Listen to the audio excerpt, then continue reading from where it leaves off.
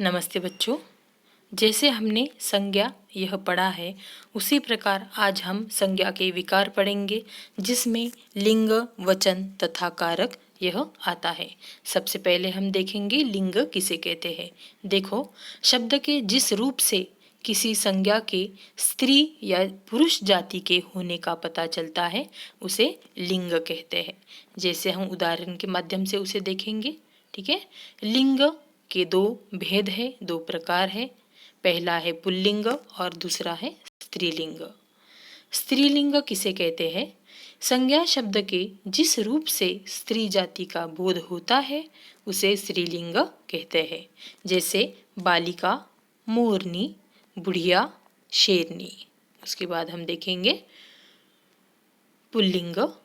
संज्ञा शब्द के जिस रूप से पुरुष जाति का बोध होता है, उसे पुल्लिंग कहते हैं। जैसे बालक, मोर, बूढ़ा, शेर। इसके बाद कुछ लिंग परिवर्तन के नियम हमें बताए गए हैं।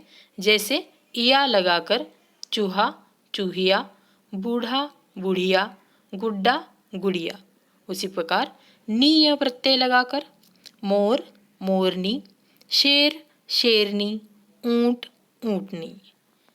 इसके बाद देखेंगे हम आइन यह प्रत्यय लगाकर पंडित, पंडिताइन, ठाकुर, ठकुराइन। आनी यह प्रत्यय लगाकर नौकर, नौकरानी, सेठ, सेठानी, देवर, देवरानी। इसके बाद हम देखेंगे इका यह प्रत्यय लगाकर, जैसे गायक, गायिका, नायक, नायिका, लेखक, लेखिका। इसके बाद है इन यह प्रत्यय लगाकर सुनार, सुनारिन, लुहार, लुहारिन, माली, मालिन। ठीक है। इसके बाद हम देखेंगे कि मति तथा वती लगाकर, जैसे श्रीमान, श्रीमती, बुद्धिमान, बुद्धिमती, बलवान, बलवती, गुणवान, गुणवती। तो इस प्रकार यह हमें बताया गया है। इसके बाद वहाँ पे जो कुछ शब्द होते हैं वह सदा स्त्रीलिंग होते हैं। जैसे भाषा के नाम, नदियों के नाम, बोलियों के नाम और लिपियों के नाम। और कुछ शब्द सदा पुल्लिंग होते हैं, यानी इसमें कोई भी बदलाव नहीं होता है। जैसे दिनों के नाम, महीनों के नाम, पहाड़ों के नाम, पेड़ों के नाम, ग्रहों के नाम, देशों के नाम, राज्यों के नाम और समुद्रों के नाम। ठीक है। तो इसके बाद हम देखेंगे वचन किसे कहते हैं। संज्ञा अथवा सर्वनाम शब्दों के जिस रूप से उसके एक या अनेक होने का बोध हो, उसे वचन कहते हैं। जैसे वचन के दो प्रकार हैं। पहला है एक वचन और दूसरा है बहुवचन। बहुवचन को हम अनेक वचन भी कहते हैं। देखो, वचन के दो उदाहरण हमें यहाँ पे दिए हैं। जैसे लड़की नृत्य कर रही है और लड़कियाँ नृत्य कर रही है। यानी पहले चित्र में हमें एक ही लड़की दिखाई दे रही है, इसलिए वह हुआ एक वचन। और दूसरे चित्र में हमें अनेक लड़कियाँ दिखाई दे रही है, इसलिए वह हुआ बहुवचन या एक वचन। इसके हम आगे देखेंगे एक वचन किसे कहते हैं। जैसे जिस संज्ञा या सर्वनाम शब्द से उसके एक होने का पता चलता है, उसे एक वचन कहते हैं। जैसे कुशा ने साइकिल खरीदी, रुचा ने रसगुल्ला खाया। तो इन दोनों वाक्यों में साइकिल और रसगुल्ला यह क्या है? सिर्फ एक है, इसलिए वह एक वचन होता है। इसके बाद हम देखेंगे बहुवचन। जिस संज्ञा या सर्वनाम शब्द से उसके एक से अधिक होने का पता चलता है, उसे बहुवचन कहते हैं। जैसे खुशबू सारी जलेबियाँ खा गई। इस वाक्य में जलेबियाँ यह क्या है? बहुवचन है। ठीक है। दूसरे वाक्य में औरतें भजन गा रही है, तो वहाँ पे भी औरतें यह शब्द बहुवचन है। इसके बाद हम देखेंगे वचन के जो नियम हैं बदलने वाले वह, जैसे आ का ए बनाकर, जैसे बेटा, बेटे, भैंसा, भैंसे, रुपया, रुपये, पत्ता, पत्ते, खिलौना, खिलौने, दरवाजा, दरवाजे, भौरा, भौरे। उसके बाद है पंखा, पंखे, केला, केले, महीना, महीने, चूहा, चूहे, घोंसला, घोंसले, बगीचा, बगीचे और मोहल्ला, मोहल्ले। इस प्रकार हम जो आ की मात्रा वहाँ पे दी गई है उसको ए में बदलकर ऐसे बहुवचन बना सकते हैं। उसके बाद है आ का, आ के बाद ए जोड़कर, जैसे कथा, कथाएं, सेना, सेनाएं, शाखा, शाखाएं, महिला, महिलाएं, योजना, योजनाएं, बालिका, बालिकाएं, कक्षा, कक्षाएं, हवा, हवाएं, कन्या, कन्याएं और आवश्यकता, आवश्यकताएं। इसी प्रकार हमें कुछ नियम और है, जैसे छोटी ई और बड़ी ई का इया बनाकर, जैसे नीति, नीतियाँ, मूर्ति, मूर्तियाँ, नदी, नदियाँ, छुट्टी, छुट्टियाँ, खिड़की, खिड़कियाँ, मिठाई, मिठाइयाँ। उसके बाद है जाति, जातियाँ, रीति, रीतियाँ, बोली, बोलियाँ, झोपड़ी, झोपड़ियाँ, गलती, गलतियाँ और रोटी, रोटियाँ। ठीक है। इसके बाद हम देखेंगे अ का ए बनाकर, जैसे बात, बातें, पुस्तक, पुस्तकें, गाय, गायें, किरण, किरणें, बारात, बारातें, राह, राहें। उसी प्रकार बहन, बहनें, नहर, नहरें, भैंस, भैंसें, झील, झीलें, याद, यादें और बाह, बाहें। इस प्रकार हमें अ का ए बनाकर यह एक वचन का अनेक वचन यानी बहुवचन हम बना सकते हैं। उसके बाद है या का या बनाकर, यानी यहाँ पे गुड़िया, गुड़ियाँ, यानी इस या के ऊपर या यानी चंद्र बिंदु या अनुनासिक लगाकर हम उसे बहुवचन बना सकते हैं, जैसे बिटिया, बिटियाँ, लुटिया, लुटियाँ, चूहिया, चूहियाँ। ऐसे यह या बनाकर हम अनेक वचन बना पाते हैं। इसके बाद कुछ ऐसे शब्द है जिसका वचन जैसे के वैसे रहता है, उसमें कोई बदलाव नहीं होता है, जैसे हस्ताक्षर, प्राण, आंसू, बारिश, दूध, पानी। ठीक है। आगे हम देखेंगे जो हमारा अगला प्रकार है वह कारक। कारक किसे कहते हैं?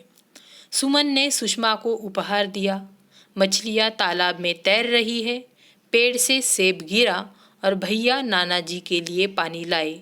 इन चारों वाक्यों में जो रंगीन शब्द आए हैं वह कारक शब्द है, कारक चिन्ह है।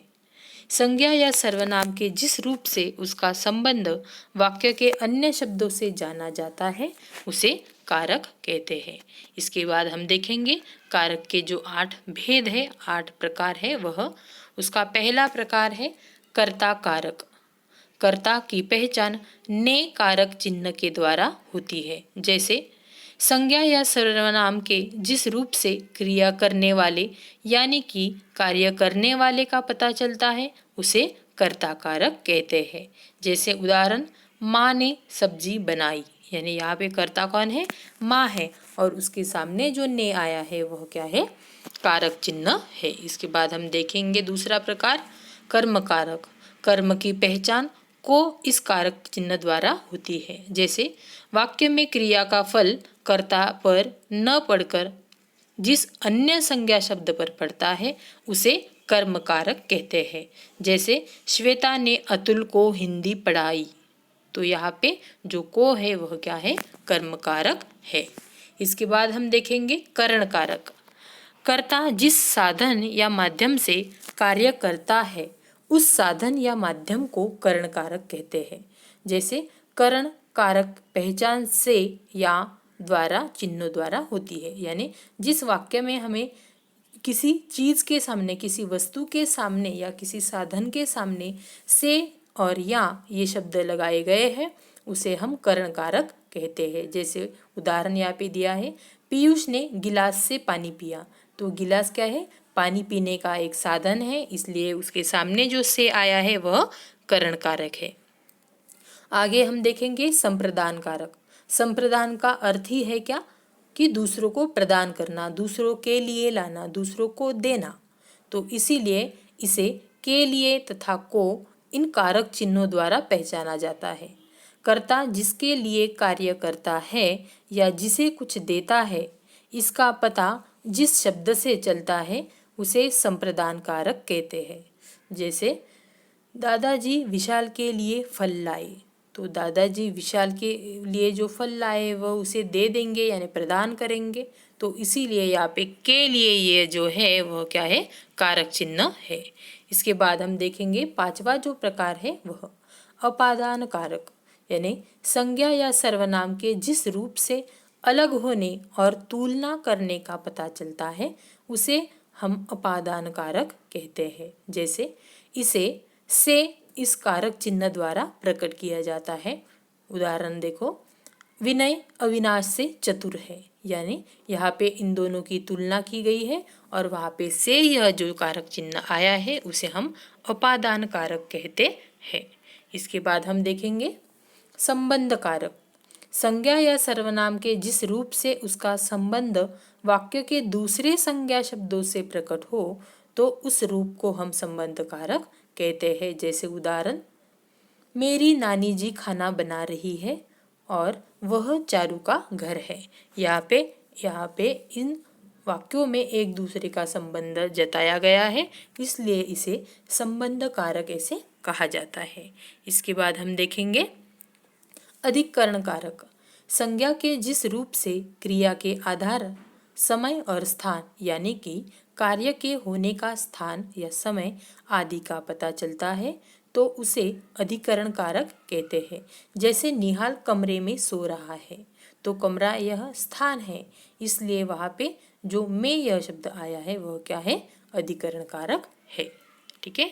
इसके बाद हम देखेंगे इसका आखिरी प्रकार जो है संबोधन कारक, यानी जिन संज्ञा शब्दों का प्रयोग किसी के संबोधन यानी कि किसी को आदरपूर्वक के रूप में बुलाने या पुकारने के लिए किया जाता है उन्हें संबोधन कारक कहते हैं। जैसे अगर हम किसी को आवाज़ देते हैं तो अरे, हे, ये जो शब्द है वो उच्चारण करते हैं, तो इसीलिए उसे क्या कहते हैं, संबोधन कारक कहते हैं।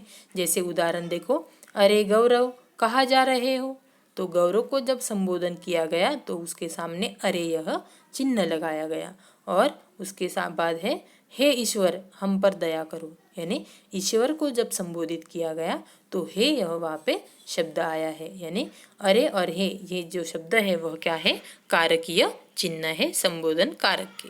ठीक है, ओके, धन्यवाद।